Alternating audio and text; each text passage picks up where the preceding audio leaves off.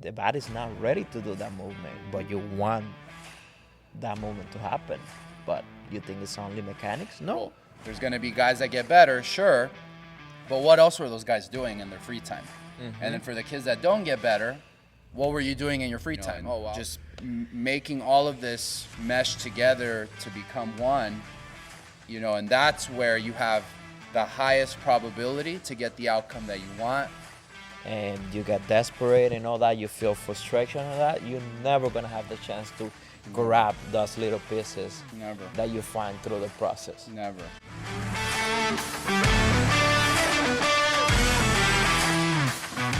Welcome back to the AOP podcast. My name is Art Salazar. I'm the CEO of AOP. My name is Frederick Arias. I'm the pitching performance coordinator of AOP. If you haven't subscribed to our channel, go ahead and click that subscribe button, like, comment anything that you guys are going to feel about this video.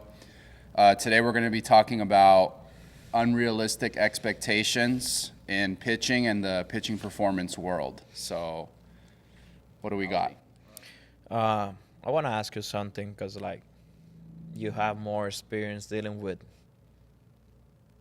really, really young athletes, like kids under 12 years old or more. What are, the more common cases that we face with the kid or with the parents that you think that is part of what we're talking about, that they do not understand these 3 or 4 points about development and expectations? If you have to think the first one, what is the most common mistake that people face when it comes to expectations? Yeah, I would say thinking that mechanics are going to fix all of their problems. Because, like I said earlier, looking at a video of your favorite pitcher, any big league pitcher really, right? Basically, and thinking, well, I just need my son to look like that, and then he's going to be what I need him to be. He's going to be what he wants to be. To say that is literally basically the same example I gave earlier about the Honda, the Ferrari. That means if I put Ferrari wheels on a Honda, that car's now a Ferrari. Mm-hmm.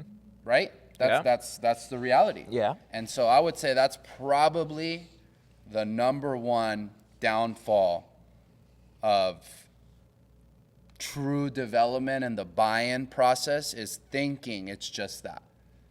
Because how that is a problem, because how do you fix mechanics? yeah, and that's People think they're only looking at themselves doing mechanics on the mirror all day, they're gonna fix it. Enlighten me.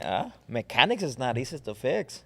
People think that mechanics can be fixed by just doing drive reps and all that. It doesn't work like that. Let's say that your kid is 12 years old and he cannot stand on one leg and do 3 jumps straight. Good luck. You think he's gonna get hinge on the back leg? Good luck. Good luck. You think he's gonna load something on the back leg? No, he's not gonna do it because his body's not ready to do that. His back leg is not ready to load and unload energy. So how you want a coach to fix that if it's not in the weight room?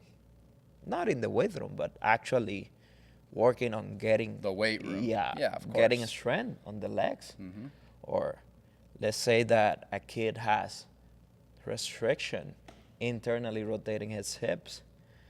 How would you say, yeah, but my kid is not using his hips at the end to throw? How? If he has something to work mobility-wise on his hips. The body's not ready to do that movement, but you want that movement to happen. But you think it's only mechanics? No, mechanics is not gonna do what the body's not ready to do. And we all have different type of body.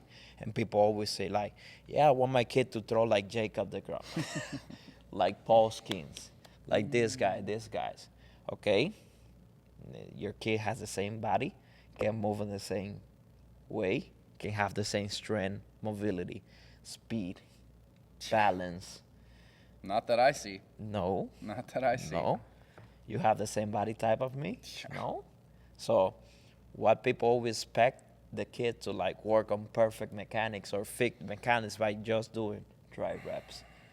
If it's that easy, like Everybody would do it, right? Everybody will do it. I can do thousands of Yeah. dry reps in front of a mirror every day. I'm not gonna throw as fast as Paul Skin. Never in life. I mean, But let me tell you this, that's a mistake that I did as a player. yeah, I mean, me too. I could remember even in college where this was in 2016, 17, I would have hour-long videos of myself doing dry reps, Yeah. thinking that's how I was going to fix my back leg. Yeah. And like, sure, I got up to 91, 90, 89, whatever, but okay. Yeah, I remember me seeing Giordano Ventura, a kid that was exactly my height, and he was like probably 150 like pounds? 10 pounds less than me. Yeah. And I was like, I'm way more stronger than this guy. Yeah. And he's throwing 100 in the big leagues. Yeah. Let's just try to mimic his mechanics. Yep. And what'd you do? Throw slower. No, same.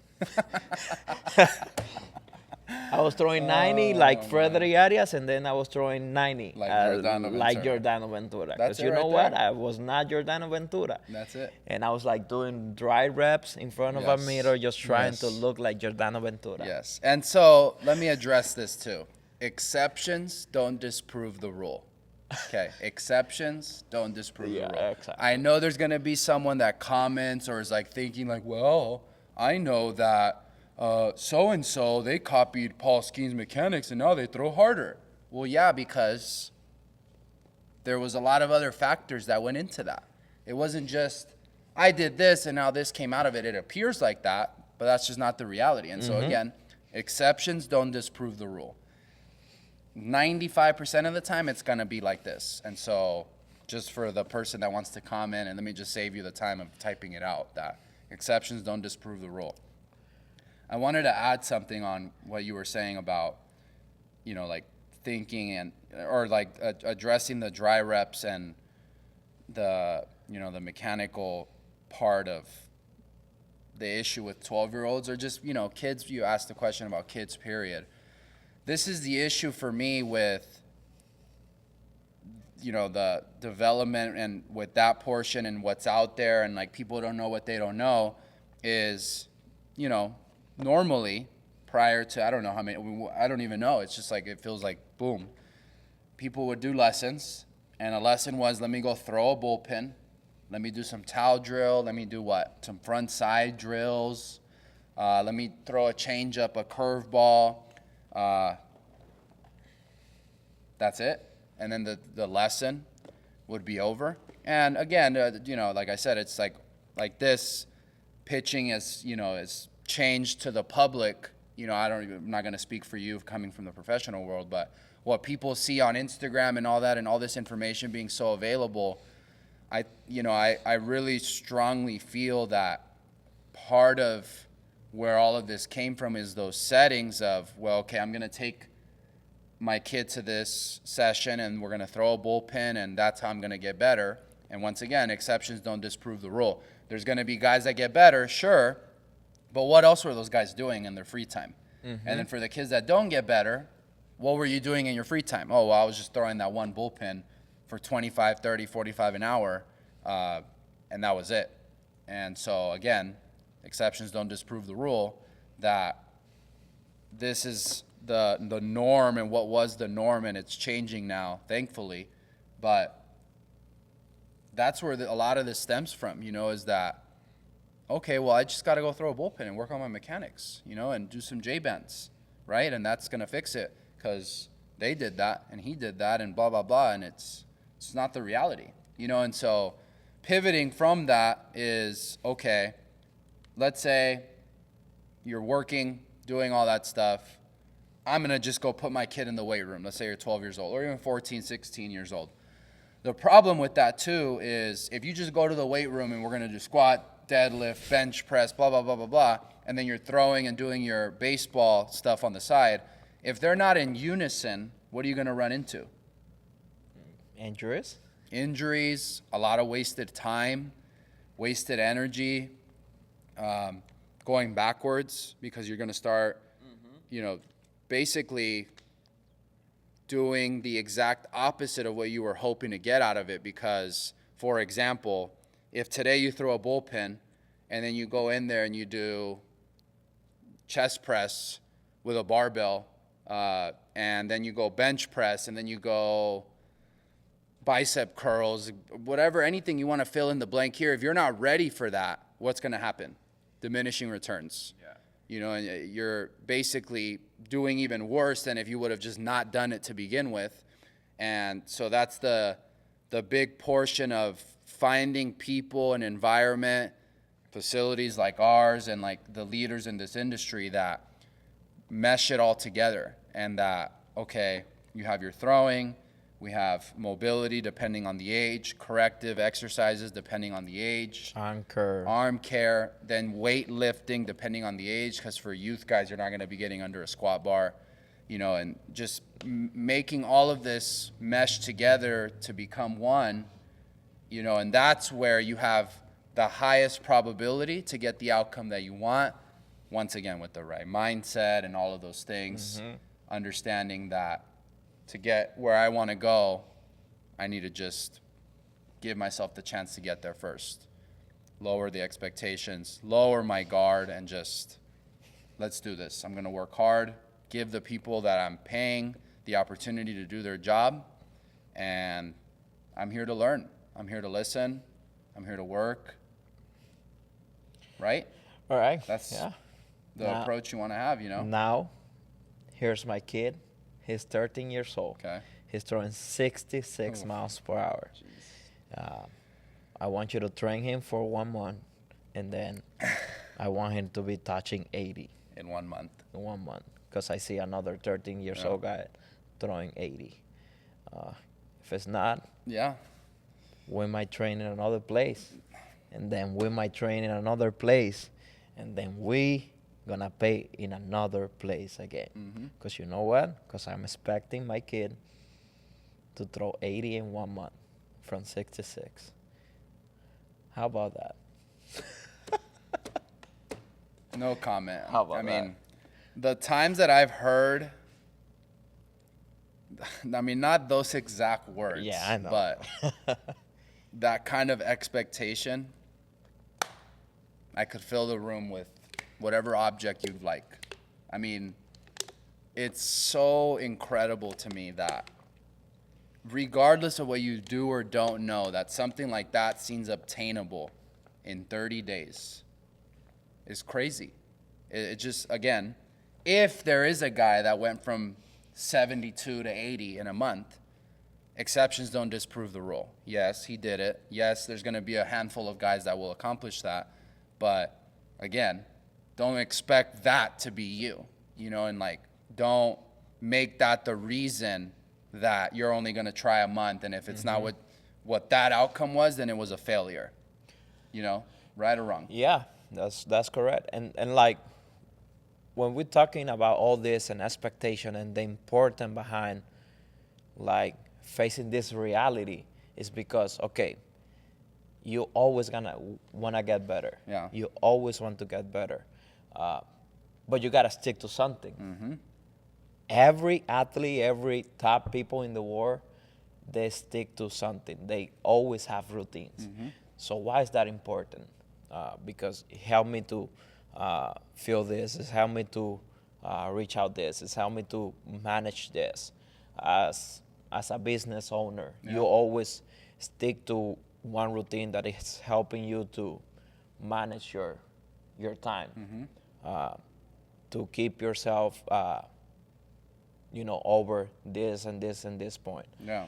Same as an athlete. Yeah. You as an athlete, you see every big leaguer, they have routines, they have this kind of drills, this kind of warm-up process, this kind of preparation, because this helping them to feel this, to do that, to have their correct physically, mentally, emotionally preparation in order to perform. Yeah.